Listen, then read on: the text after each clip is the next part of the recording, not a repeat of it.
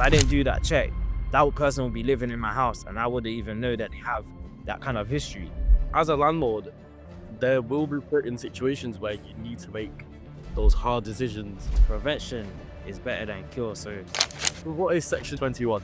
Section 71 is all about how you cannot evict a tenant throughout no fault of their own. Is that fair on landlords though? You would have to go through courts now to get them out, and the tenants know that this is an expensive route for the landlord. Do you think everyone has an entrepreneurial mindset? It depends on the person.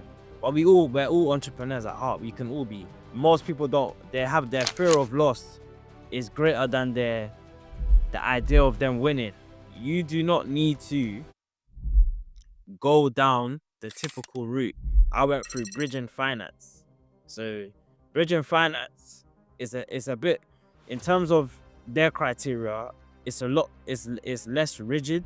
Why wouldn't everyone go for that then? I would never go to a high street bank. Where can I find these investors though? This is a really good question.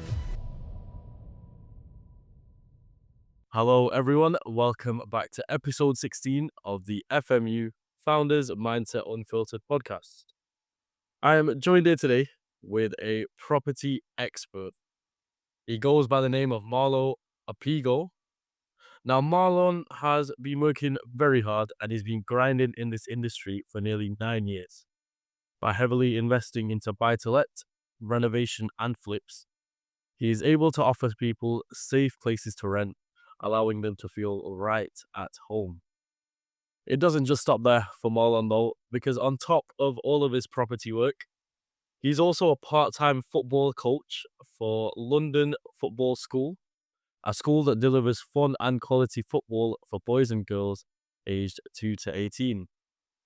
Don't get me wrong, we will definitely dig deeper into this later on in the episode, but for now, I would love to welcome Marlon Opigo onto the podcast. Marlon, it's lovely to have you join us today. Thank you so much, Albert. Great to be here. That's all right. How has your day been so far? Yeah, not bad. I just always do this routine in the morning, so I usually get like some workout going, any kind of body movement, push-ups, dips, all that kind of stuff. Real like military kind of style workouts. And I got a set of dumbbells too, so I always work out.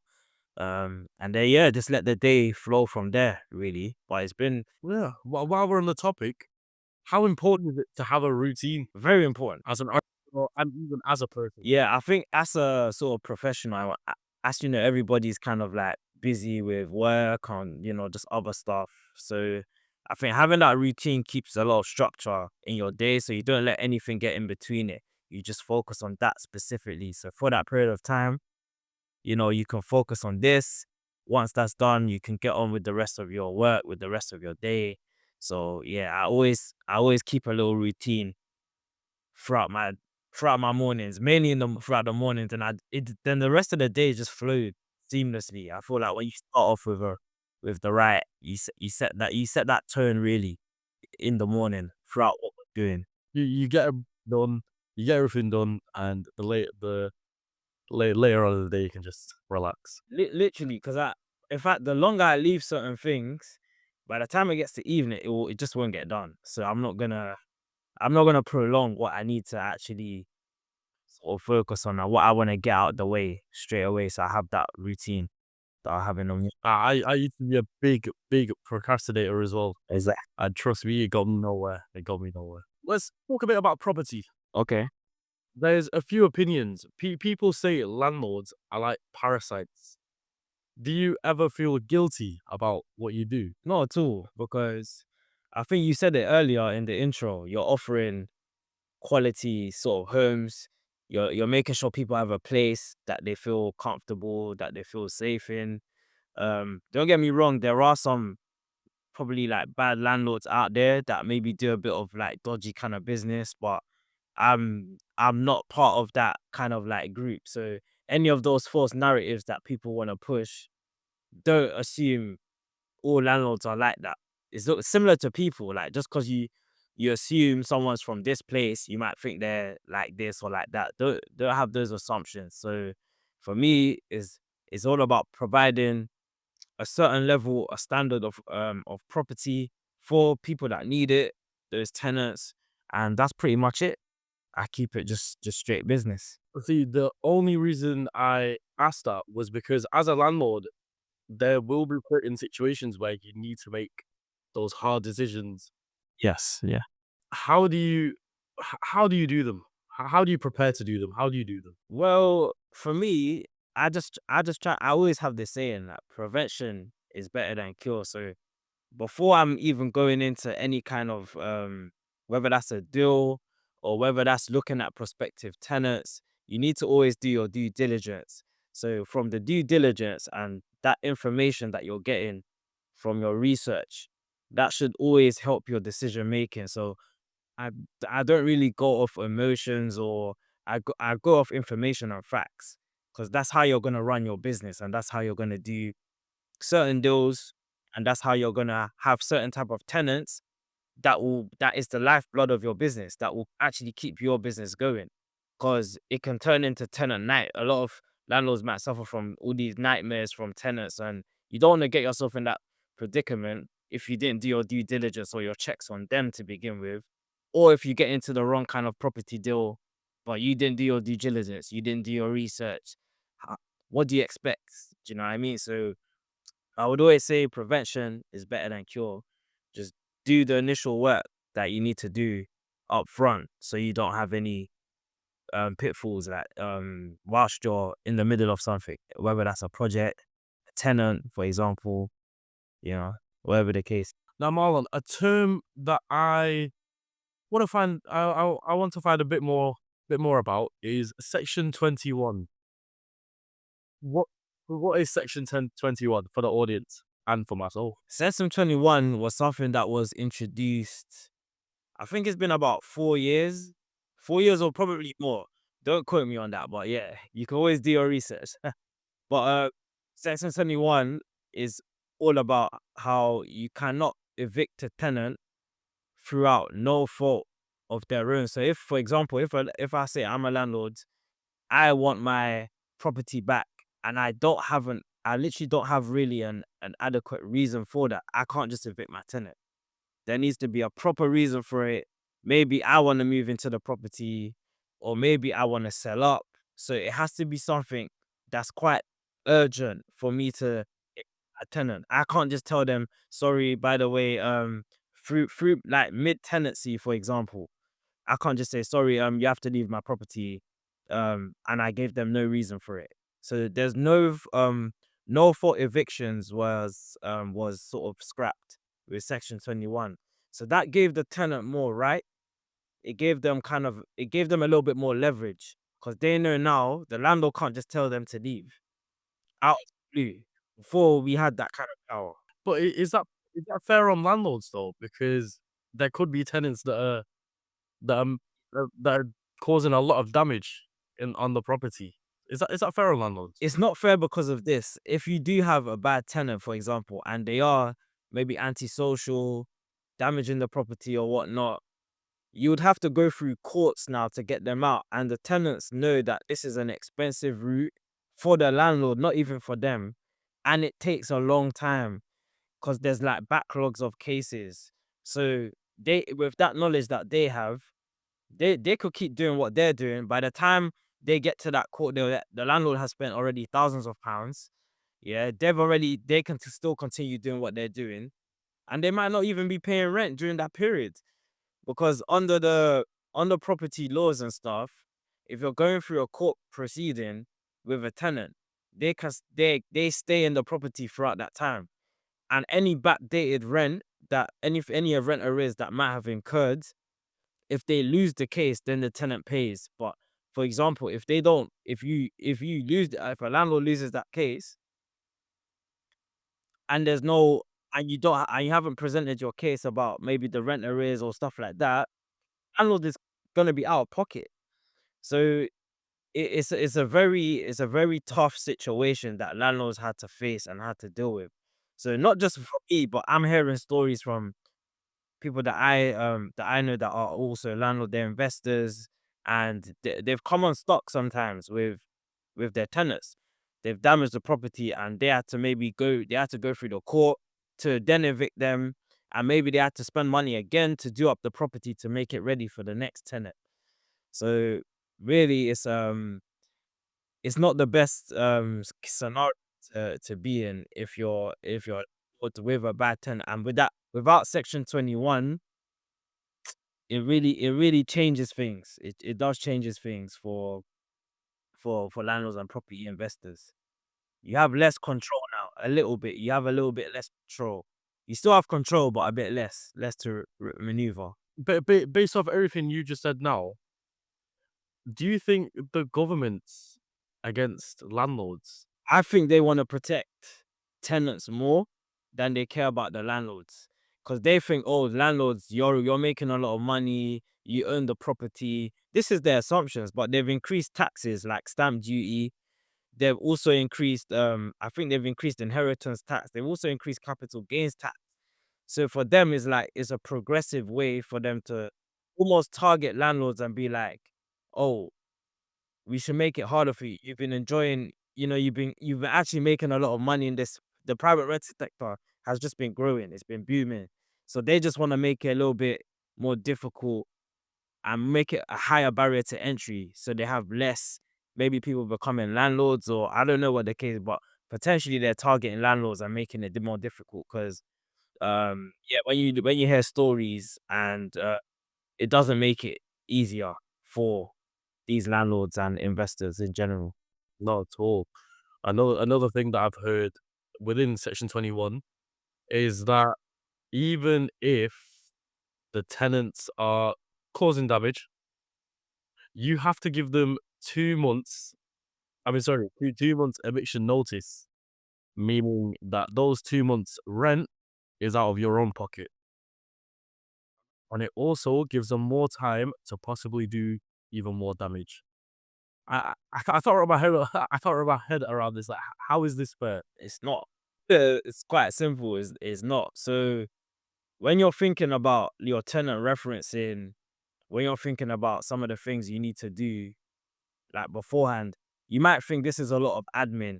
Because I usually just used to ask for proof of ID, your proof of your income, and sort of like a reference. But nowadays, you can't go along that route because, we're having other legislation that's going to be put in place. And you really need to think about what kind of person you're allowing to be in your property. I'd rather keep a property empty for a few months rather than have someone in there, rather rush and get a bad tenant just because I'm not making like I'm not getting rental income. I would actually take a hit, couple months, make sure I actually get the right person, and I know that they're steady, they're solid, they're gonna do what they need to do for that period of time. I'd rather do that. So tenant referencing, doing credit checks, way more important now. So that's what I'm gonna start implementing from the jump. As soon as those periodic tenancies or so those short hold leases, the ones they come to an end, I will start going through tenant referencing once again. Because sometimes they need to be updated. A person's circumstance could be different. You don't know. Maybe you've had the tenant for maybe a year, 2 years. Do a second, a fresh reference check on them, do a fresh credit check on them. Just make sure that everything is looks good. So you don't come unstuck later on, and then you have evidence to show court. You say, look, I actually checked out this tenant. They were good through my tenant referencing.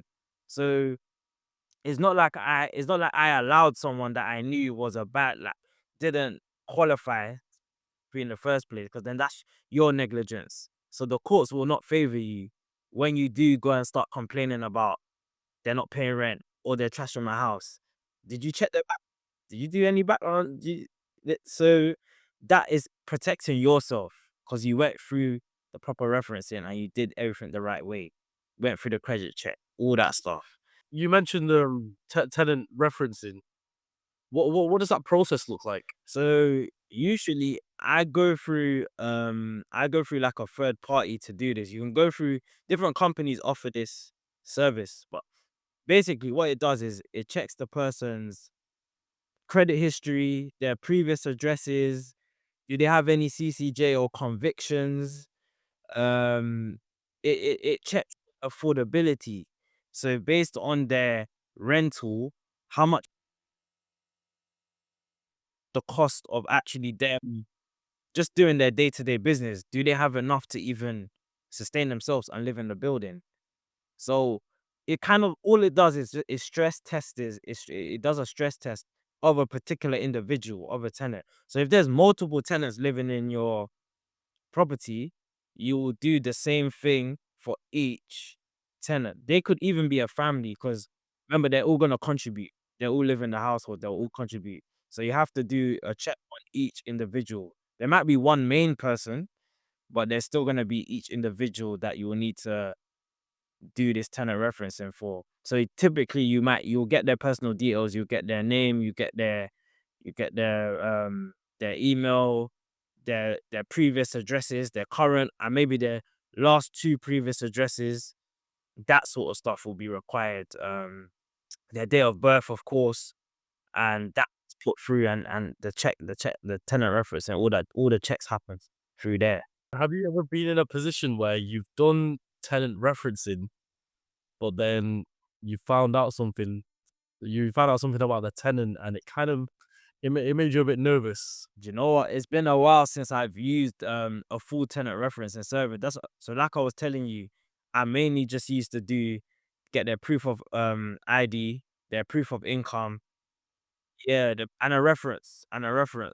So that's all I used to ask for tenants. But the tenant referencing is what I'm gonna start using now. I'm gonna start paying like businesses will do that. They'll handle that for you. So for each tenant, you pay them a certain amount. This can range from about 15 to it can go as high as maybe 40, 50. They do the full check for you. Yeah. So there's not one that I've done myself or one that's come back yet that I've seen and been like, oh, this person has a criminal conviction. They have CCJ. Like, oh my goodness, like if I didn't do that check, that person would be living in my house and I wouldn't even know that they have that kind of history. So yeah, God forbid I haven't found anything like that.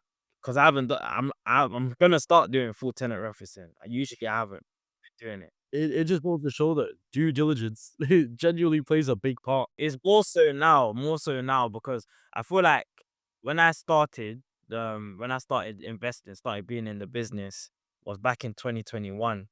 And I would say the laws were not as a bit more, I feel like it was easier to kind of like navigate and the market was potentially maybe it still is competitive, but it's not the same. The market over time has changed. So that means you have to change with the times. You have to do certain things differently. You can't keep doing the old things that you were doing in the past now because the economy's changed, everything has so you have to be able to adapt and run your business differently. You definitely have to be able to adapt, which leads me on to the question of, do you think everyone has an entrepreneurial mindset? Or yeah, this is a really good question. Really good question. Do you know what? Yeah, I've had a think about this question before, and I feel that everybody has entrepreneur has an entrepreneur mindset, but they haven't discovered it yet. So usually it might be an experience that they will need to have, and then or a situation that they've been in where I suddenly need to be thinking like an entrepreneur. Like I need to go out there and get my own. I need to go and like maybe hustle or do something. So I feel like it's definitely within us, but some of us we're too comfortable. We don't like going out of our comfort zone. So it hasn't forced us to be entrepreneurial. Because if you're not happy about a situation, maybe your job or so, you'll look for other avenues to kind of boost yourself.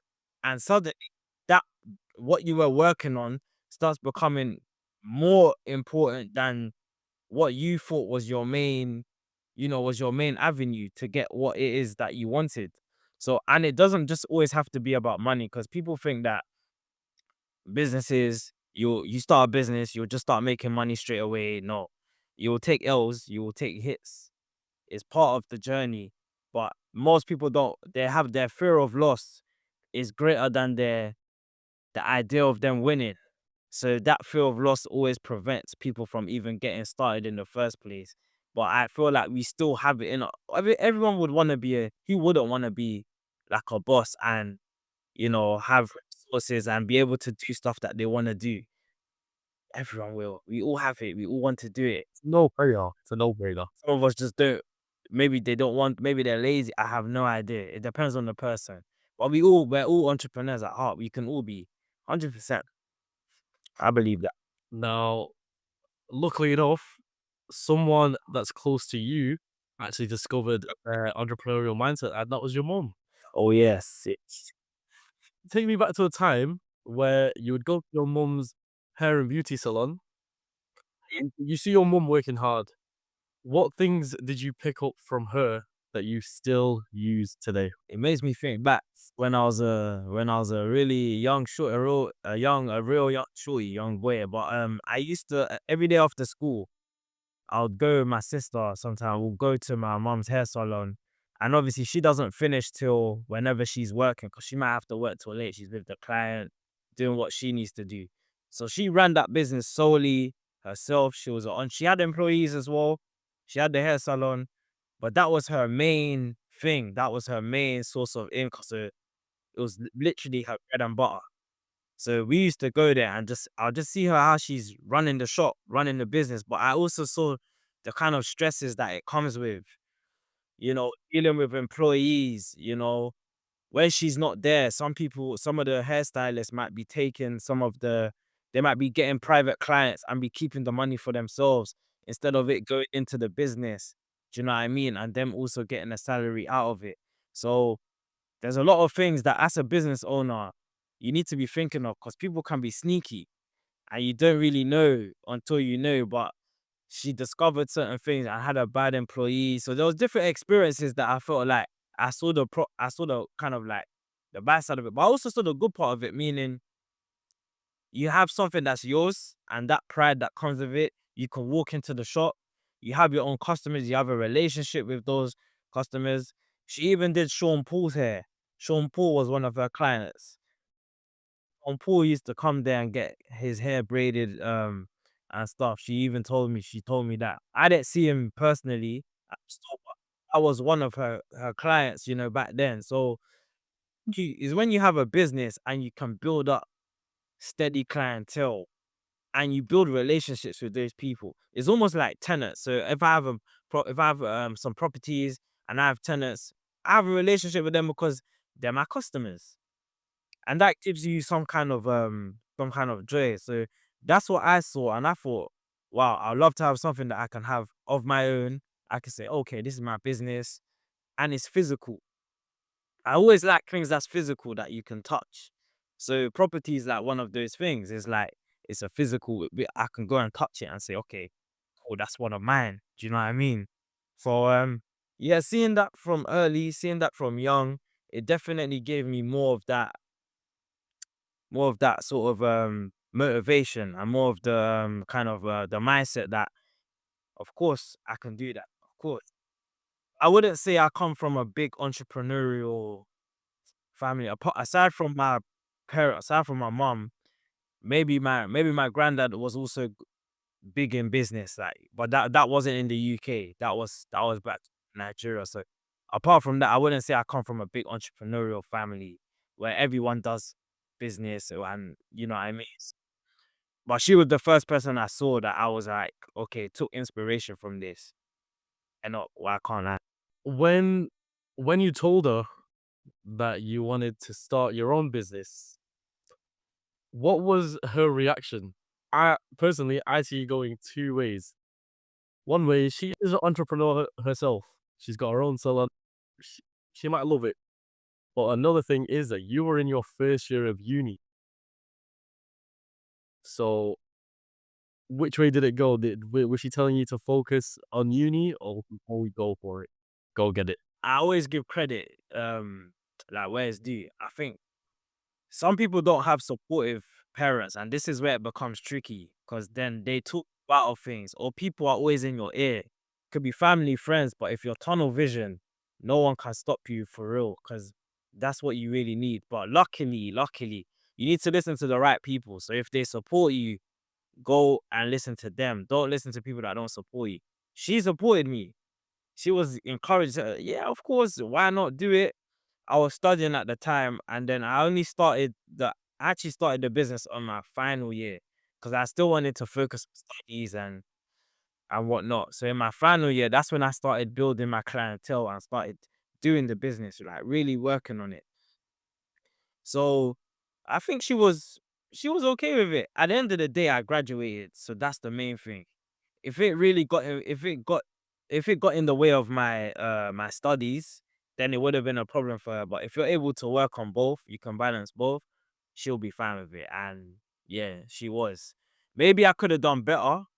Maybe because my mind was maybe I was still focusing on that the biz trying to do the business, but also studying.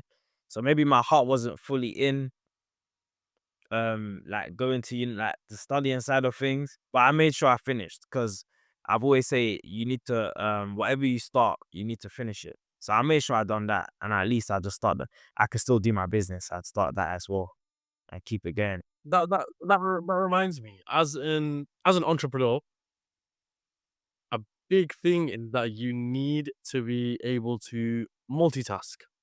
There's always more than one thing going on. How hard is it? I'm no good at multitasking. Yeah, I think most guys are not. No, some actually some are good at it, but I'm not good at multitasking. I feel like I need to focus on one thing at a time. One thing at a time. That is me. But Sorry, the way I see it is that I feel like if I focus on one thing, I can give my 100% to it. It'll be the best. If I'm multitasking, there's no hope. There's no chance. in what sense though? Because if you're multitasking, meaning you're managing different projects at once, then that requires you to have an eye on certain things altogether. But if you're saying you want to build a business and then you're still working two jobs and then you might have some family things that you're trying to take care of, that level of multitasking, it really would damage the business. Like, it will have an effect. Something it will have a knock-on effect on something because your energy is not going. Yeah, you only have so much energy and you're depleting it by you might have to put more energy into one thing compared to the other. So for me, if you're managing actual projects all at once and they're all doing what they all have a good return, that's perfect multitasking. Like that's the ideal scenario that I would want to be in.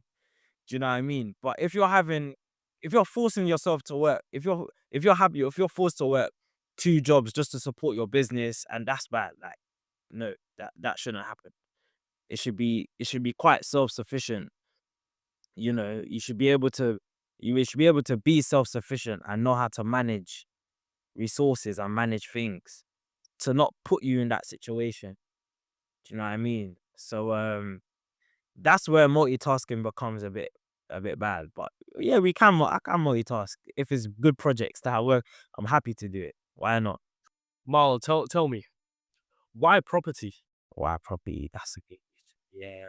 I thought about it, and for me, it was I'm gonna go back to an old kind of story, and I'm gonna bring up my parents again. I don't usually like talking about my family, but my mom and my dad, they also were property investing. So they had a few properties that they were sort of renting out and they're working on. So for me, I got to see that early on, and I thought as a family and as a community, we need to do more of this. Like the ownership business model, like having assets, owning them, keeping that within the family, you know, that actually can give you a bit of breathing space because you're getting rental income. So you're having multiple streams now.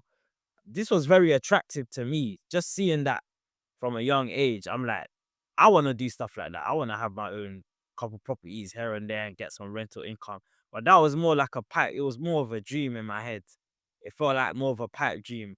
But it's those little things that you put into your mind, you put into your head, that just it keeps kind of growing, and it becomes your belief becomes strong and be like, yeah, I want to do this. I want to do this. I want to do this. So, uh, you know, what you focus on, that grows. And I feel like I kept focusing on property.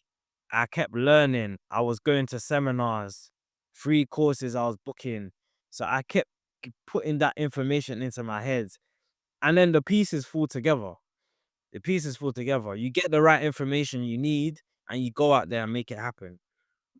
Do you know what I mean? No matter your circumstances. So yeah, don't feel defeated about, oh, I don't have this, I don't have that. Focus on what you do have and how you can get there. So I just got the information that I needed and just took it. Yeah. You went from there, and then before you know it, 1 year's done of the business, 2 years, 3 years, and now you're Yeah, exactly.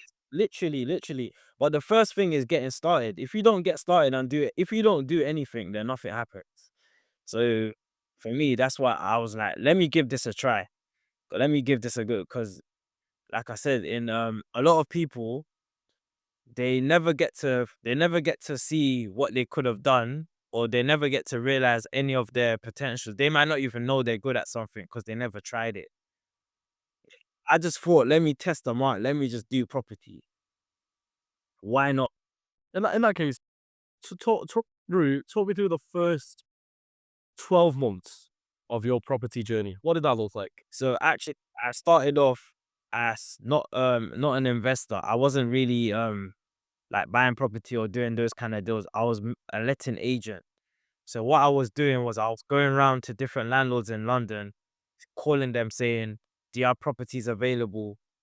I have a log of tenants that I can show that I can bring to you." And I did, because I was already helping other landlords do that. And then I started getting inquiries from those people and saying, "Do you have any is there any properties available?" And from there, I was serving my clients. They were getting good tenants. They were happy with me. I was making money. So it just I kept building a steady clientele of like landlords and also tenants that I had on file that I can actually recommend to these landlords that I'll connect with. And that's how it started. I was a letting agent. I briefly did some property management. So in that first year, I was a letting agent. Then I did some property kind of management. So this was back in 2017, when around about 2017, 2018, 2017, 2018, I was doing the letting agent property management work for a couple years before I actually started my own actual business that I do buy to lets now, doing renovations, doing those kind of flips and stuff like that. So it started off really just going out there and winning that business, just speaking to landlords and helping them with their issues, which is usually tenant. They want to tenant quickly. I help them with that, and that was the route. That was my way to add value. That was what I was doing for them, and then yeah, just from there. Yeah. In 2017, 2018, was that when you were in That was my final year. I was in my final. See, it was like 2018. I left. Yeah, 20. Yeah, I think like 2018. I left. I was already doing the business, so exactly what I was saying to you, helping that tenants, doing a bit of property management for them as well, because they maybe not didn't have the time, and they had maybe a small portfolio, maybe a couple properties, so they didn't really have the time to start managing all of them. So they'll give it to me, say, "Go handle that for me." And yeah, I was working on that for a couple years, at least a couple years in the business, till 2021. That's when I secured my first investment property, and yeah, been building since then. right? I mean, the reason why I asked if you were still in uni is because they say that without a full-time job, you won't be able to get a mortgage. We won't be able to get a mortgage. There's ways to go about it. So there's ways to go about it. You do not you do not need to go down the typical route. So when I say the typical route is like high street lenders, they have their own criteria. So they know who they're gonna give their mortgage. They have mortgage products. They know who they're gonna give mortgages to off the rip. So they have their system is sort of, you put it through the computer, computer says yes, computer says no. And if you don't follow that criteria, unfortunately, yeah, you won't get a mortgage. But I didn't go down that route. I went through bridging finance. So bridging finance is a bit, in terms of their criteria, it's a lot it's less rigid, it's a bit more flexible. and I was able to use a family member as part of it. So it wasn't just me like going there because they're seeing me as a maybe high risk because I have no I didn't purchase a property before. I had no investor like experience or whatever. So I had to go in with somebody, and with that, I was able to get like my mortgage. But the criteria, if you're going in as a business, because that's what I did, I went in as a business, they look on the rental, they look on the rental potential of the building that you're purchasing. They're not looking at you personally, saying, okay, how much can you afford it? I'm not gonna live there. So they don't need to do an affordability, they don't need to do checks on me because I'm not living there. I'm gonna put tenants in and my tenants will pay for my mortgage. So it's about how much rent will I get that will cover the mortgage, and they would loan you money based on that criteria. It's two different things. So So would that why wouldn't everyone go for that then? Because it seems like the more logical choice to go. you get there's something called a buy to let mortgage. But the thing is, high street lenders, their buy to let mortgage products, they're not as sophisticated and it's not as widespread as private. If you go to like private lenders, they do more of the buy to let mortgages. High street lenders are only starting to grasp buy to let mortgages. It's fairly new for them. So you need to go to bridging lenders or people like Fleet Mortgage. That's why you need a mortgage broker. He has access to the whole market. I would never go to a high street bank because they're just trying to sell their products with their brand, with their specific brand. Do you know how many private banks there's so many? There's so many finance companies, like literally. Um, yeah, but their interest is higher though. Their interest might be higher, but at the same time, you get the money quickly. Is you need to purchase. You don't need to wait around waiting for your mortgage to get approved. You want your mortgage to get approved as soon as possible so you can transact. In that case, if I was to start property investments today, what should I do? Where do I go? Do I try and go get a mortgage? Do I go for bridging finance, or do I possibly even find an investor? Do you know what? I'll probably say the latter will be ideal. The latter will be ideal because if you have a list of private investors that can fund your projects and fund your deals, not only are they making money, you're making money, and you're not using none of your own.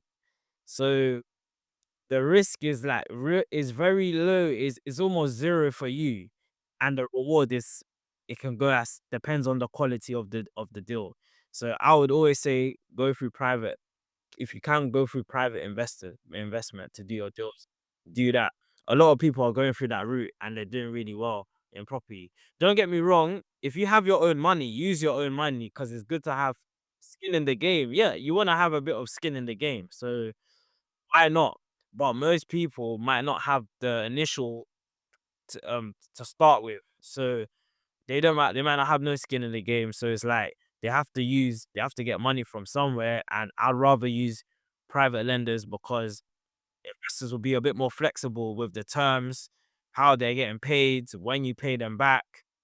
And they're like your business partners. Your investors are your business partners. So it's not like I'm going to a bank. The bank just sees me as a customer. They don't really see me as a business partner. Your investors will see you as a business partner. And that relationship, that dynamic is a lot different. See, that's the thing. I always hear try and find an investor. It'll be the best decision. Where do I where can I find these investors though? Where are they hiding? Yeah. So this is the thing. This is the thing, right? Most of these investors, they're probably bombarded with things. I don't know, maybe people just sending them different stuff, different opportunities. All I will say is this. I'm not saying this is my strategy or like this is what I've done. Cause even when I secured private funding or private investment, that came through my own network. Basically came through my family. I'll be honest. It came through my family. But the main thing for me is get to know what people like motivations are, what they're looking to do. Then from there it becomes easier. So for example, if I know someone in my family that has a lump sum of money and they want to invest it, they're looking for something to do, I say, oh, guess what? I'm into property. I found a deal that we could go in together on, and we can make some money. So why not come together and do something? You already know me. I already know you. It makes it so simple. Like, you want to use the money to do something productive and actually earn some money off of that, rather than it sitting in a bank account or whatever. Let's go and do it. Let's go forward with it. But obviously then it becomes about you. So what's your credibility? Have you done it before? You know what you're doing? Do you know, all them questions need to get ticked off as well. So don't just assume that people just give you money for the sake. No, they won't. They're looking at you to say, are you that person that they're happy to part with that money with? So that's how you have to look at it. And I'll say network a lot. You can network, go to networking events, but build relationships with the people that you want to invest in your project. Because at the end of the day, people only do people that they like. Is that simple? Do business with people that, and you want to have a relationship with them, so you don't feel like it. So even if you're not asking them for the money, like, never beg, like, never ask someone for them to invest in your project. But when they see what you're doing, and they naturally might want to get involved, and they might want to say, okay, cool, I see you got this going on, let me support you, let me try and do something. And that only comes with networking. How you gonna know what someone does, or how would they know what you're doing if you don't share what you're doing, or you didn't speak about it? Investors could come from anywhere. Literally, it can come from a stranger. It could even be stuff you post. You posted a little renovation you've done on your Instagram profile. Someone saw it and been like, "Oh, this looks nice. Um, are you investing in any other projects?" Like, yeah, let's go. Let's do something together. Is that straight away? They become your business partner. It should happen organically. If you can, let it be an organic. Because if it's a bit forced, then it might not. It probably won't work out. Because you remember, like, it's a partnership. It's almost like a marriage. You want both sides. It needs to work for both people, and it's like going into a relationship. It's got to be the right fit. Not every investor is for you. Not every person is for you. So And that's okay. yeah, and that's okay. And the investment might not be even good for them. They might not even understand. So the investment, so you could be great. You two can get along, but the investment opportunity is maybe not their cup of tea. Do you know what I mean? Or it's not what they're looking at right now. So in terms of that, you also want to maybe keep it moving, or yeah, find another investor. Like I said, there's so many people you can connect with. Now, Marlon, tell me about the first property you ever secured. What was it? Where was it? How old were you? Yeah. I remember it like it was yesterday, to be honest. It was a 3-bed detached house. It was in an area called Thornaby, so Stockton-on-Tees in Middlesbrough. Um, very far, like, it's in the sticks. So for me, the only reason why I picked this investment area was house prices on average were about 50,000. And I'm like, this is an entry point for me. It's pretty much a good entry point. So why not start here? If I'm gonna start anywhere, start here. So, and I also did further research. So I found out that the government's gonna be doing a lot of they're gonna be doing a lot of developments, and they're gonna be building a lot of infrastructure, I think, for businesses to have, like, their sort of not offices there, but maybe like warehousing and stuff like that. So obviously workers that live near there would want to live locally, right? To not be far from work. So that was my thinking. Investments coming into the area is gonna keep coming into the area. Our property prices are only 50,000 to start with. So it sounds like something you can't miss. Yeah. So I was thinking to myself, in a few years, because property's long term, you gotta think 10, 15, 20, 25 years. How much would that house be worth after 10 years?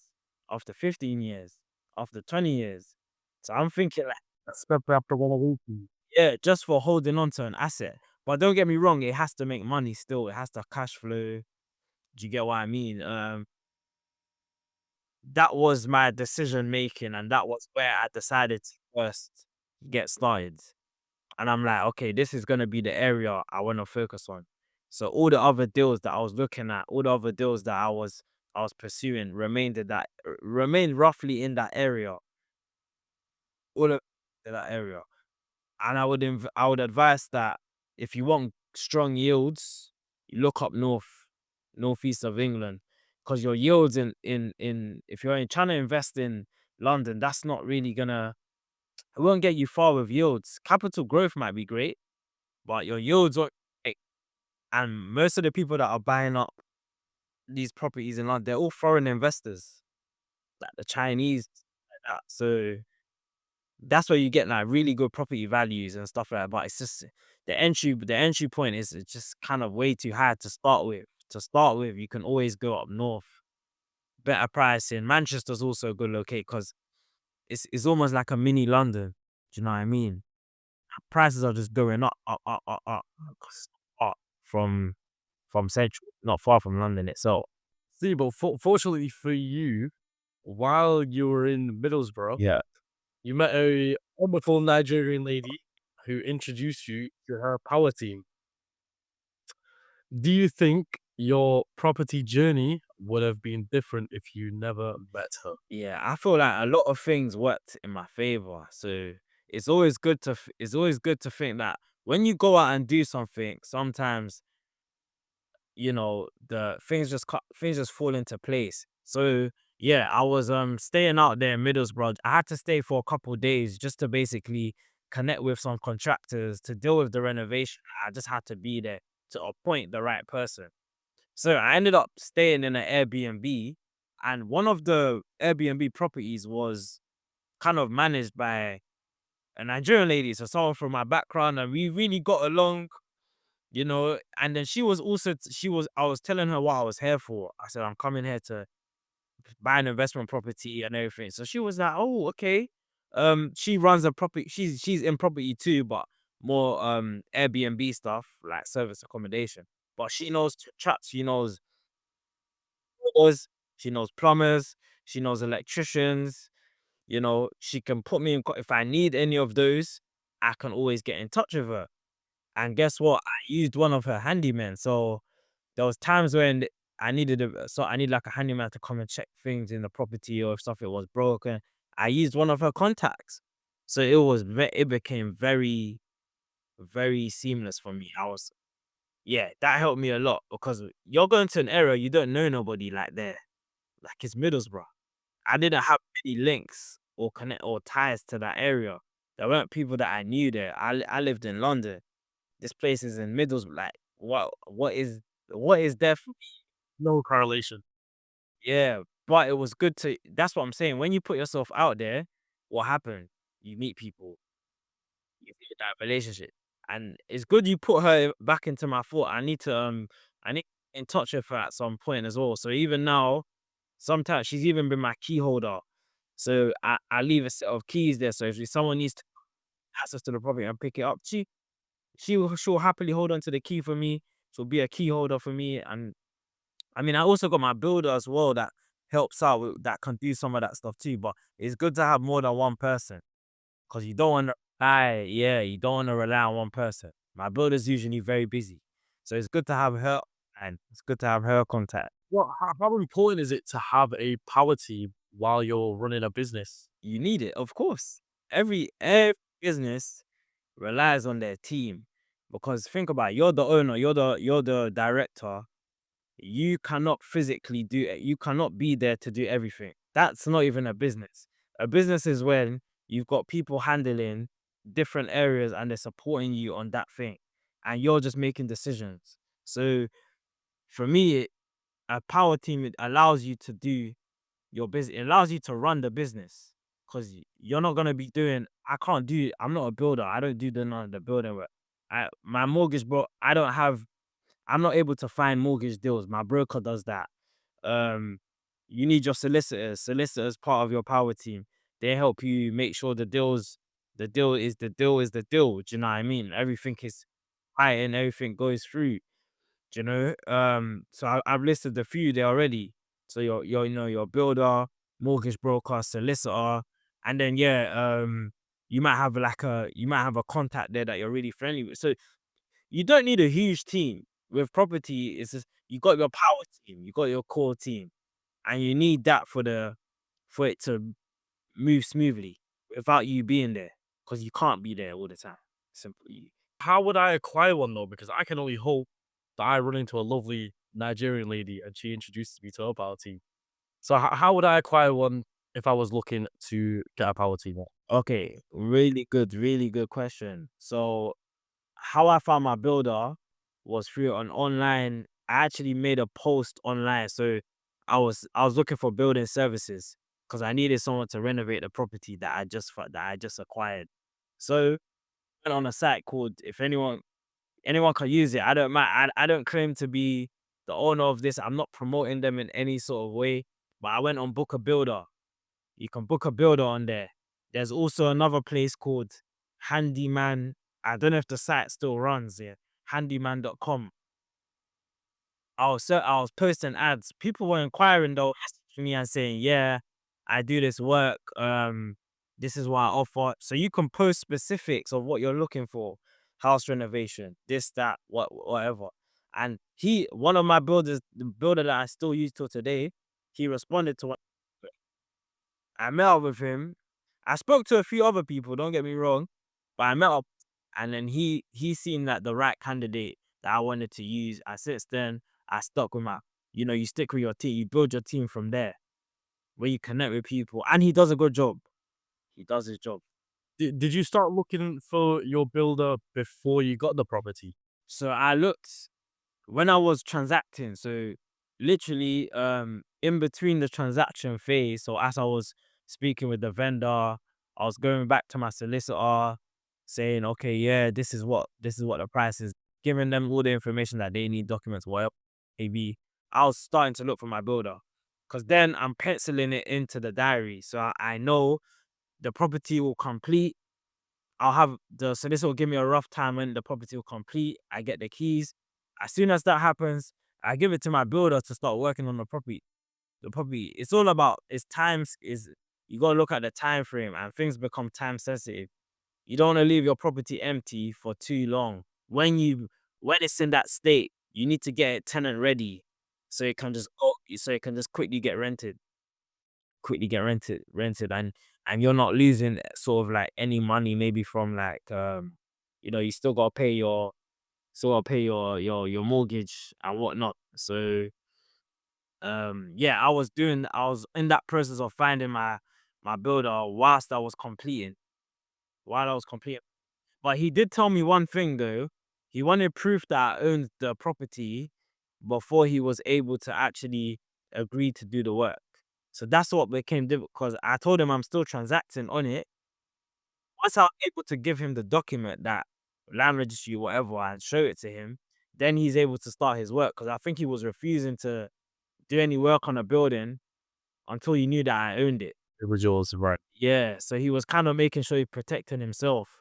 Now, one thing that you need to make sure of is that your power team needs to have the right qualities. As you mentioned before, you need to have the right qualities. They need to make sure they don't bring any bad things onto your business. Also, whereas you get what I'm saying. So, what kind of qualities were you looking for in a power team? For me personally, it's just if I get on with the person. And I liked how he had a family kind of like run business. So his granddad worked in the business as a joiner. He's from a family of builders, and I like that. I saw that yeah, some of his like family members were working on the renovations on the property. I saw that and I was like, okay, I like that. I like, you know what I mean. I like family run kind of businesses. I don't know if he still works with his family. I don't know. I have no idea. But that's what I saw, and I kind of like I respected that. I really liked it. Um when it came to my mortgage broker, that came through another contact of mine. So he just for me, he just gets the job done. He knows exactly what I'm looking for. He knows my own personal circumstance. So find someone that actually knows. With a mortgage broker, they need to know your circumstance. They're like fully. So they know that I'm a business person, like I'm more of an entrepreneur. They know I'm not in a 9 to 5 or doing that kind of stuff. So you get what I mean? So that allows you to pick the people that can actually get the job done for you because they understand, they know you a little bit more. And if you've been working with them for some time, it becomes easier. And if they're willing to support your journey as well. They're supporting. Right. Exactly. So next time I want to do business with them, it becomes a lot easier because we've already gone through that process. We've done it before together. Do you get what I mean? So we've done it already. Become seamless. Now, let's talk about your property strategy. What type of properties do you invest in? Is it buy to let? Is it service accommodation? Or is it rent to rent or flips? I started with buy to lets. I'm still doing buy to lets, and I find it.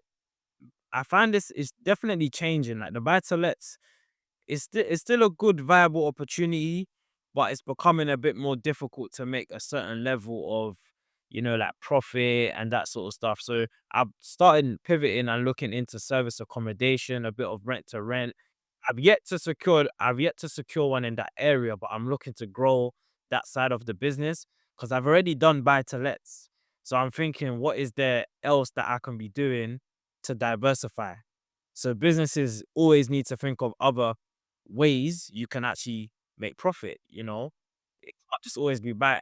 If your portfolio is maybe full of buy to lets, why not have some rent to rents in there, just to kind of diversify. Maybe why not have some service accommodation? And that's where I might look at properties closer to my home. So properties like in London. I can do rent to rents in London. I can maybe do some service accommodation. I won't do buy to lets in London, but I'll do that more. So yeah, I was thinking about that, but I feel every sort of property entrepreneur or investor should have their core strategy. So my core strategy will be buy to lets, but you should also have another strategy that could entail serviced accommodation, which I do a bit of to a large extent, and it could be maybe rent to rent. Marlon, between me and you and the audience at home, what's the right strategy? What's the right strategy? Oh, there's no right strategy. It depends on you. It depends on your circumstance. Some people might want to actually start off not even with those ones we've mentioned. They might start off with deal sourcing. So if you're good at finding deals, sell them on to other investors because maybe they don't have the money to invest in it themselves. Make a bit of money off that. Build up your build up your kind of like deposit or your kind of means to actually go and start investing yourself. So it's all about your circumstance. Some people already have the money, maybe the skin in the game to go straight in. They might want to go straight in and do buy to lets. They don't want to be agent, or they might even go as far as I want to go straight into developments. There's people that go straight into certain things because maybe they have the network, they have the contacts, they have the resources to make it happen. But start where you feel you can make it a success. Where you feel you can so don't look at anything else. Just be like, okay, I can make this a success based on X, Y, and Z. So it purely depends on you as a person. You as a person, everyone's like comes into the game, different level of resources, mindset, you name it. Like, do you know what I mean? My journey will be completely different to someone else's based on a whole heap of things. I don't know. They might not want to do buy to lets. They might want to start doing rent to rent. Maybe rent to rent is kind of more attractive for them. Or they might want to do service accommodation. I know someone I met, he's got a good service accommodation business. He's got about a couple units now. He's got like 4 or 5 units because maybe that's what he felt was a good avenue for him, and he's doing well in it. But for me, I saw my avenue as buy to lets because I get to own the assets. I'm not just working and earning the profit. So it's different, different. We spoke a little bit about due diligence and how important it was earlier on. When you go and view a property, what is it that you look for when you're When you go and view it, what stands out? What gets you a bit nervous? What do you look for? Okay, so there was one time I did I'm just gonna remember the last one. I want to talk about the last one I did. So I went to this house. I think it was 8 bedrooms. It was quite far. I think it was in like Cricklewood, Northwest or something like that. And when I went in, obviously it was empty. So maybe the previous tenants or whatever, they've all moved out. It was furnished really well. I think it even had a swimming pool. There was that one area, but the swimming pool wasn't maintained. It did not look great. But there was a in that building. I was looking at the price for it and I was thinking, oh my goodness, what kind of clientele would I get to stay at? But one thing that I picked up was, even though it was a large property, so and some of and it was no furnishing. There was no furnishing in it. I was thinking to myself, how can I add value to this place? Like, what can I actually do to it to make it more attractive? And I couldn't really answer that question. So if I'm just taking on the property as it is, I'm just selling it for the value that it's already at. But if someone doesn't see that value for what it is, I'm gonna be out of pocket. Or I might just break even. Cause then I'm gonna have to rent it out through a separate model, maybe like rent by the rooms, HMOs, you name it. Like I'll have to go for a different avenue. But when I personally went down there to look at it, I didn't see how I can add value to it. The only way I could have done that was putting in new furnishings, maybe styling it a little bit, interior design. But I don't do interior design, so I wouldn't know like what kind of like things to put in there or to. Cause I would actually rent it unfurnished. I would rent it, yeah. So obviously, if you've got a property furnished already, you can charge a higher price. Charge a bit of a higher price because it's furnished. Then they'll have to put in then you'll sign an inventory with them, just in case that something gets damaged or whatnot, or you know what's in the building, so nothing's missing. But yeah, I couldn't see how I can add value to it. And when I go to a viewing and I don't see that, how I can potentially add value, if I'm just gonna go there and rent it as is, either the market, it has to be an up market. So what I mean by that is prices are already high and it just keeps going up. So there's already a demand. I can just put tenants in there and not have to worry about it. But nowadays you can't do that. There's more competition. So you have to add value to your properties. You gotta make it look good.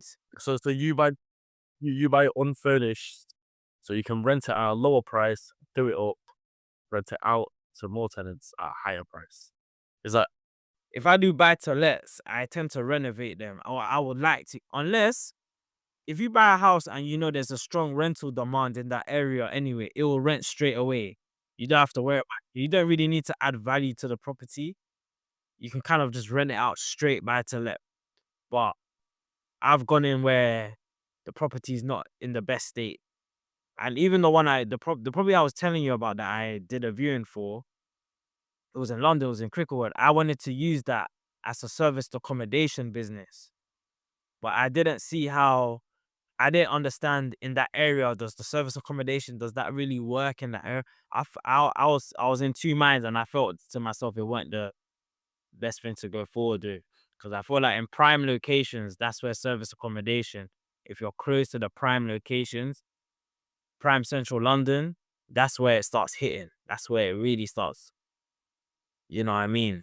You get the best value for your money. But yeah, that was a difficult one for me.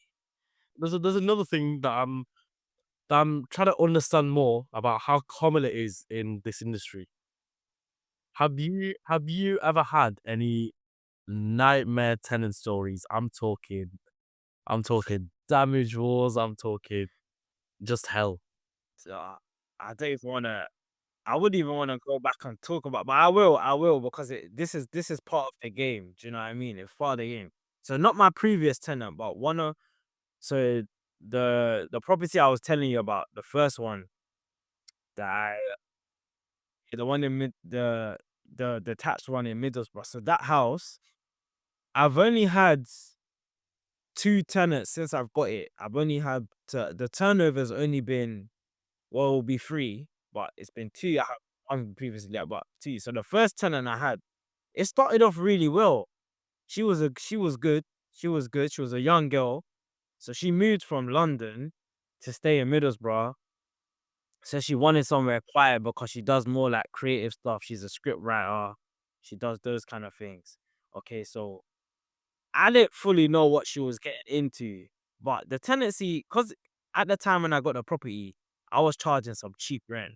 So I was thinking, maybe for her, she was thinking, yeah, this is amazing. Like I'm going back and forth to London. I've got a house that I can go back to. It's a bit out of the sticks, whatever, all sweet. And then towards the end of her tenancy, so she stayed there for like 2, 3 years. I started seeing strange things. I started finding out strange things. And this is why you need to do regular inspections now. At that time, I was only doing an inspection once, maybe a year. I should be doing it 6 months or quarterly. So like every 3 months. But then towards the end of the tenancy, I started getting my builder to go down there, and he's just sending me reports back of damage, damage, damage. When I ask her, she has no idea. You're staying in the property. How can you not know what's happening with damages? So then I started to think to myself, yeah, what is he doing? What is actually going on? So then towards the end of the tenant, when she finally left the building, and by the way, we had a dispute on the bond because I was trying to get money back from her to pay for the damages. She did it. She obviously did. She just left. But, but so yeah, before her tenancy expired, she actually ended up. She just got up and left. Imagine, got up and left. So I was out of pocket for about a month or two's rent, at least a month's rent. I was out of pocket. Already got up and left just before her tenancy expired. Um, and then I found out the damages needed to the property. So one of the floorboards, there was a hole in it. My builder said there was a hole in the floorboard. You have to go fix that. Different stuff in the bathroom, chipped bath panel had to get sorted out. And then there's one thing I found strange. She moved a bed into the living room. That there was a bed downstairs. So I'm thinking she's got other people now living in the house. So I'm like, hold on. And when he sent me pictures through the inspection, I'm like, what is going on here? There's a bed downstairs and there's like 3 rooms plus. So I'm thinking, oh my goodness, what is going on? But between you and me, I don't even want to get into it too much. But we suspect, like me and my builder was having honest conversations. She was a young girl. You're in Middlesbrough. You're from London. I mean, maybe money was tight for. I don't know what it was. I don't know what it was, but maybe she was doing brothel work. I don't know, but started sounding like it's. I started seeing the sign. Whether she was boss lady and had workers is a different. Because people are going into the. Because if there's damages she doesn't know about, that means she's let people have access to the building. What's Yeah, always going on and what it's all coming yeah, together. two and two started coming together. I'm like, why is downstairs? Like, hold on there. She wanted to lie down while she was watching TV. You never know. True, but even if you have family come over, why can't they just stay upstairs? Like, it's just her. It's just her. So it's not like she lives with her and her partner or a kid, whatever. It's just literally her. So why is there a bed downstairs? And she used one for like her office, like, more like an office space. Cool. I was like, have that, whatever. But then to have that in the living, you had your own master bed, yeah? And then there's one that's right downstairs. Yeah, that's how it was. Sorry, but uh, I don't. Yeah, I'm not accusing. I'm not trying to say. I'm not. But I suspect there was something going on. There was something going on there. Something was going on. Listen, Marlon, throughout your property journey, what's the biggest mistake that you've done that you can now warn the audience to stay clear from?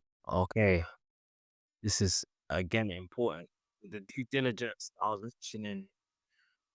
Check the build. So before you're gonna purchase, if you can't pay a conveyances, you can't pay for a surveyor to go down there. Usually it's 200 for them to go down there and give you a report on like the whole state of the building. But I didn't know at first when I bought the property because I actually didn't do a viewing at first, you know. I didn't do a property viewing. Don't Oh, do that. okay. Make sure you go. That is Yeah, that's really, very I was risky. very. It was. I was bought. I wouldn't do that now, obviously, because I've learnt my lesson. But going to a viewing before you actually buy the property, I didn't. And secondly, just get your if you have your builder, get him to do a check on the property for damp, anything like that. Check the roof, make sure the structure of the building is good. Do you know what I mean? And also, I didn't know that that area has subsidence, so it has a sinking floor, like the subsidence in that area. So sometimes so the structure of the building can move. Do you know what I mean? So avoid areas where there's a level of subsidence. You can do research. Make sure you do a property viewing before you even go and buy it, and test for damp. Because I bought a house with like damp throughout the downstairs, and that cost me a few thousands already. So I was over budget. I went over budget for my renovation, and you don't want to do that. So that will mitigate these things. Do you have Yeah, do you still yeah, have I that still property have in Middlesbrough? Right. Okay. Does anyone say anything about the what was it, the sink? subsidence. No, you don't notice it, but that like it's built with the subsidence. It's just in that area, not just the property in that area. Oh, okay. I see. The floor, like the ground, kind of like sinks, not sinks, but it's a lot of movement. It's a lot of movement in the structure. If you have an area of high subsidence, try and avoid those. I didn't know about this. Try and avoid like investing in those areas because what it does is, if the building is shit like structurally, it could have maybe some implications on the building and some wear and you know what I mean. You just don't want any proper issues later down the line. So I wish I had avoided that. So that's what I would say. Avoid if you're getting in. To any of the audience, you've heard it yourself. Avoid old. Avoid your old. You mentioned that buy to let is changing. Is buy to let changing? I mean, sorry, is buy to let dead? Yeah, I'm hearing a lot of things about whether it's buy to let still worth it nowadays. You mentioned Section 21 earlier. We've got the Renters Reforms Right Bill coming into play. It's just becoming more difficult to be a landlord, to be an investor. So what's actually going to happen in the next couple of years? Um, the market has changed in terms of lending. Interest rates are still around 4%. It's not high, but it's also not low to the point where borrowing is still fairly cheap-ish. It's a buyer's market right now. It's a buyer's market. So more landlords are putting their properties up for sale.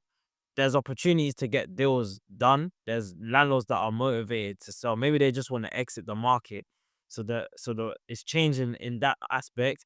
I don't know if you can I don't know if buy to let is the best thing to do in this current market. The reason why I'm saying that is because the tenant landscape is changing, right? Tenant landscape is definitely changing. And with buy to let, you typically have to hold it for a long period of time to really see the benefit.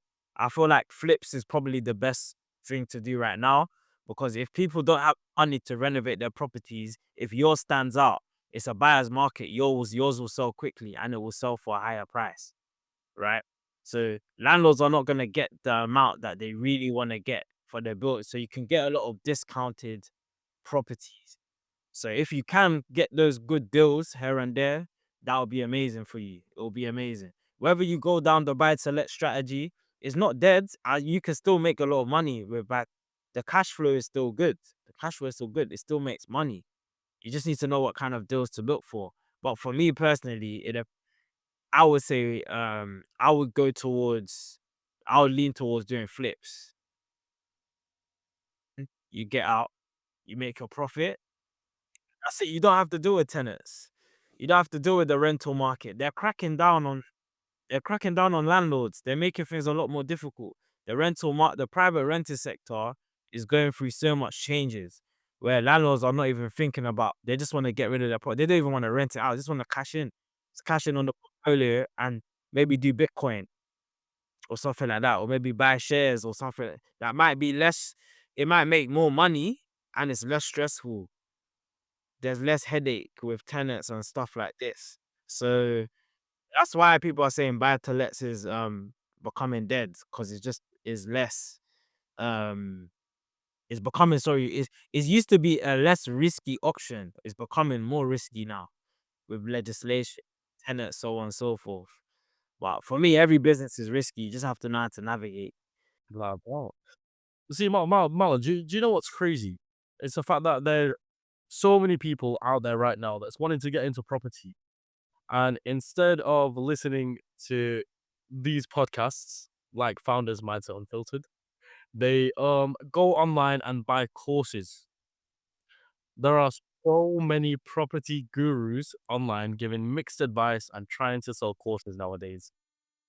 But why need to buy a course to succeed? I mean, I'll say this. I'm not saying every property course online is no good. There is some information here and there. I maybe did one training course and it cost me less than £100. But people that spend thousands of pounds on property training and they maybe never get started, or people will promise them they'll give them access to this, they'll have networks, they'll give them scripts. Don't fall into those traps. I started real small with what I was doing. Information is free online. Learn what you need to learn. Find out what you need to find out. Take that bit of information and go for and move forward. If it allows you to move forward, you don't need to be paying these property traders, or sorry, all these property trainers thousands of pounds to get started in you just need the bits of information that you need, and that's it. And move forward. I only, like I said, I only did one course. I spent less than and that was based on the strategies. I wanted to learn what strategies to actually get started and what strategy was best for me. Once I knew that, I was fine. I don't need to pay for no course or do anything else. Well, I was going to say, I think for some people, they might have bought courses to feel like they've almost got a mentor as someone that's behind their backs. So I want to know it. I want to know how important is mentorship. I would say this mentorship is very important, but you need to find the right mentor. Not everyone's the right mentor for you. So I wouldn't even say I had a property mentor. The people I looked up to were my family. Like they did a bit of property. I spoke to you about my mom who had a business, so they were like my mentors. Because a mentor is what? It's somebody you look up to. You can ask them for advice, this, that, and the third. They didn't have a property business, but they still had some knowledge and game through just dealing with tenant and just being in that space. It don't even matter how many they had. It's the fact that they were in that space, they were in the game. I could always go to them and get their 2 cents on X, Y, and Z. So a mentor is important, but find the right mentor for you because they might not be so a mentor is someone that's ahead of you in your journey. So if I have a mentor now, it's someone that maybe has more buy to lets than me, is doing a lot of deals. He's got a lot of contacts in this particular area. He's doing what I'm doing, but to a greater extent. I haven't used that. I haven't gone through. I didn't go through a mentor to start with, but you can. Why not? If you really want to get involved in property, go find someone that you can mentor, or so go find a mentor that can help you to get you to where you want to be. If you want someone's spot, if you want someone's spot, get a mentor. You know. So just to summarize, a good mentor is someone who, first of all, understands you as a person and as a business. Someone who's doing the same thing as you, but again, to the greater extent. And someone that can give you connections, can give you that pathway that to read. Now, Marlon, you do that in football. Yes, I do. You could call yourself a mentor. tell me about this football coaching journey that you're going through in parallel to property. For me, football's always given me joy in like, my life in general. I'm still a player till today, but I started off young. So I was playing in teams when I was 9. I was obviously playing in on the block or with friends way before that anyway. What position do you play? I'm a fullback, left fullback, centre back. Yeah, so centre back, left back. Yeah, I interchange. I play more centre because I'm older. When I was young, actually was striker to begin with. Then I went left back. Then now I'm just playing centre back. They play me. I'll do a job. I'll do what I need to do. Yeah. My playing career hasn't stopped, but I'm transitioning into coaching because I feel like I can give a lot to the younger generation, the new kids that are coming up, and I feel like I started with grassroots. I played a lot of grassroots football when I was younger. Even the teams that I'm playing for, they're grassroots clubs. So or like very low semi-pro kind of thing. Like it's not high semi-pro professional. So for me, I understand what it's like to be a player in this position. You're trying to better yourself. You're trying to improve. You're good.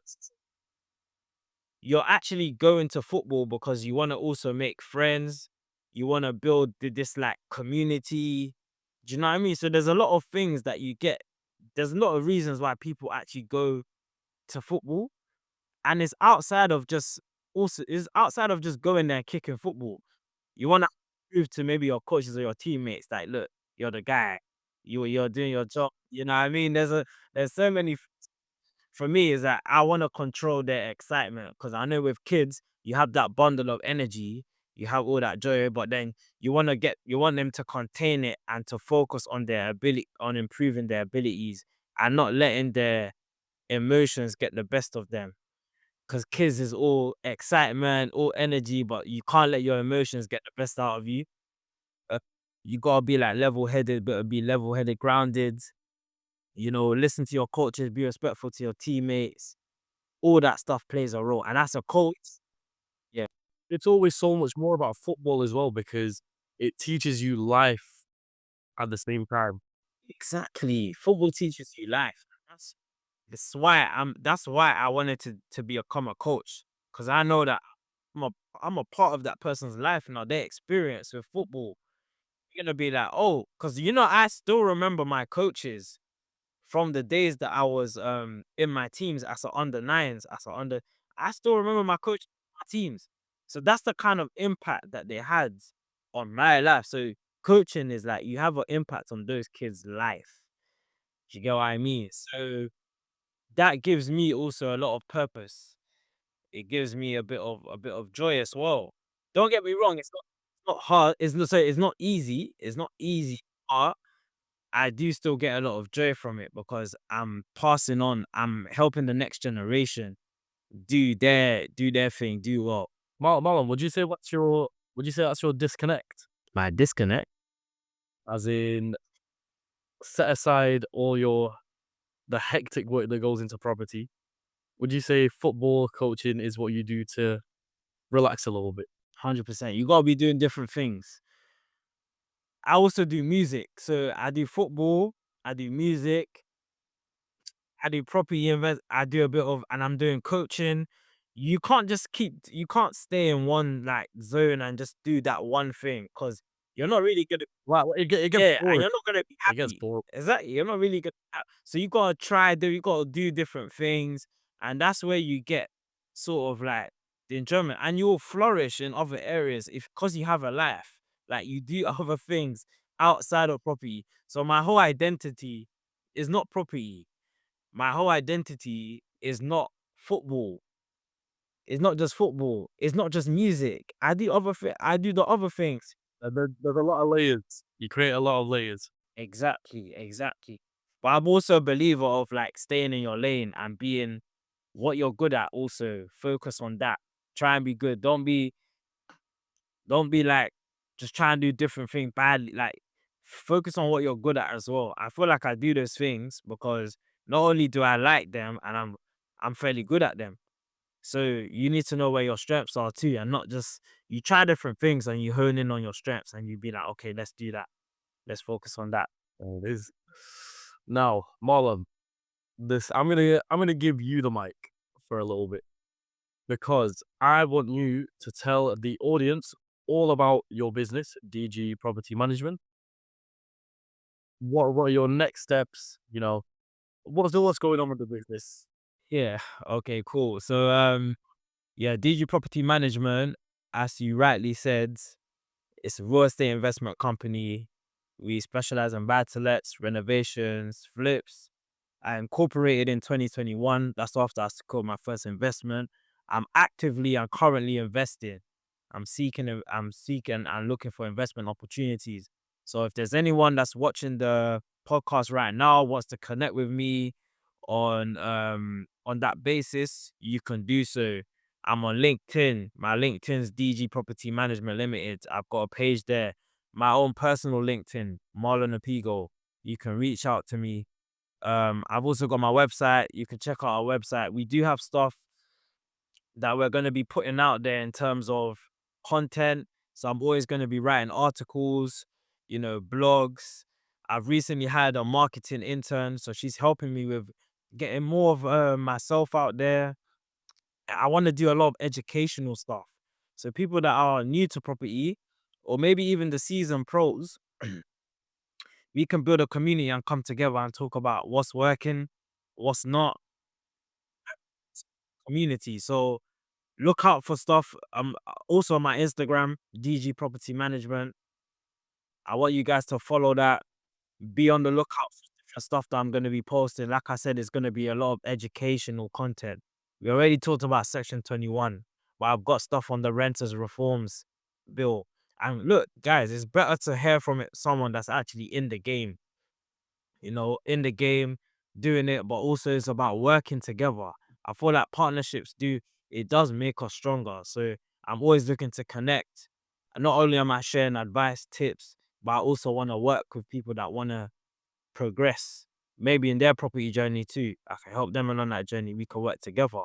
So that's why I want to create these sort of avenues and spaces for people. You said you're currently investing, right? Yes, yes. I'm currently looking for opportunities. How can people qualify for this? Like, what qualities do you look for? A self-starter, someone that kind of is has the right mindset, they have the right attitude.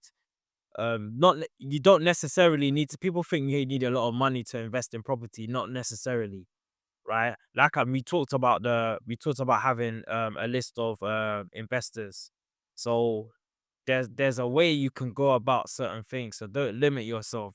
But for me, someone that's the values that I want to look at for people that I would partner with is someone that's hardworking, someone that has integrity, someone that has a lot of integrity. Integrity don't get talked about enough. But my mom always tells me this, like, only deal with people that have integrity. They tell the truth, they don't talk behind your back, that kind of stuff. And lastly, someone that's just like they're just motivated. You have to be you have to be motivated to do the job. That's the core values that I would want to instill when I'm building a business, building a company. Hard work, gotta be dedicated, motivated, and you gotta have that integrity. Because dedication and motivation will keep you in the game when things are not going well. And remember, like we just talked about it, not everything's gonna go well in property, but is that gonna get you down? No. Are you gonna keep going? Guys, to the people listening at home, this is a great opportunity. If you are looking to get into property and you don't know where to start, without a doubt, give Marlon a quick shout, and I'm sure it'll fly from there, 100%. His details will be in the description below. His Instagram, LinkedIn, everything there, so you guys can get in touch. Just before we sign off, Marlon, it was an absolute pleasure having you on today. I think it might be one of my favorite little episodes. I'm quite curious. So thank you so much for coming on and clearing any doubts. And no, normally we do a closing tradition, but again, you're looking for investment opportunities. Let's get it done. Amazing, yes. Let's get. Thank you so much, guys, for watching. Don't forget, We are on Apple Podcasts. We're on YouTube and Spotify as well. We release a new episode every Wednesday at 5 a.m. just in time for your morning commute to work. So click on, subscribe, do what you guys do best. Thank you so much for watching this episode, and we will see you guys in the next one. Thank you.